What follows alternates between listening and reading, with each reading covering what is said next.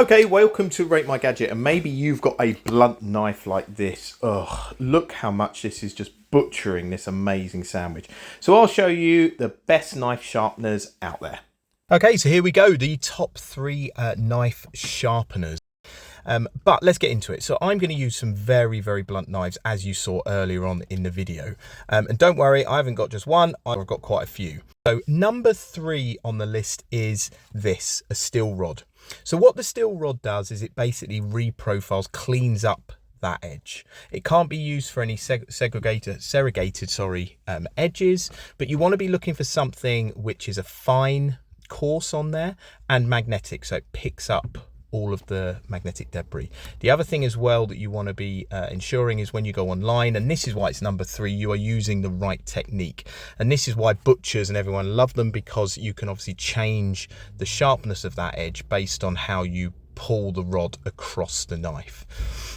But if you get it right, the sharpness can be absolutely fantastic. But the reason I put this number 3 is because of that, because actually it needs a little bit of skill and technique.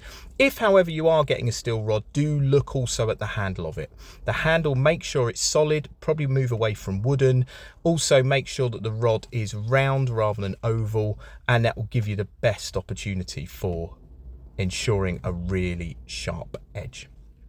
So that's number 3. So let's have a look at the number 2. So number 2 is the AnySharp knife sharpener. So it's this little blue device here. You can get it in different colors, but it does the same thing. You lock it down onto your surface, and like the steel rod earlier on, you're basically cleaning the edge by drawing the knife through a kind of steel edge. Now the rubber cup on the bottom allows you to stick it to the floor. One failing, and that's why I've put it into second, is that on some wooden surfaces such as this chopping board, if there are nicks or anything in it, it will not stay stuck to the surface. So that is a problem. However, once you do stick it down, it is a really easy operation. So once it's firmed down, and there's no real way of holding this, I wouldn't put your fingers anywhere near it, then you can start pulling the knife through the device itself. And when you pull the knife through the device itself, what it does is, and this is why I really like it, which some steel rods don't do, is there is magnets on those little teeth that you're pulling it through, and it means that all the little metal filings are sticking to it. The other thing as well is because the profile is already set, it means that as you're pulling the knife through, it's putting a defined sharp edge onto that knife. So there's no skill really in this. Okay, reason I put it second is because it is slightly bulky and it only has one cutting edge, and I'll show you why that's important later on. But here you can see the metal filings have picked up onto the AnySharp, and do you know what, thousands and thousands of people swear by them. They are brilliant. However, there is something better out there which will give you an even better sharp edge, and I think is preferable. It is this. So you can get these in different designs, but in essence, it's like the AnySharp. It has got 3 cutting edges to it, and this is the number 1 by far.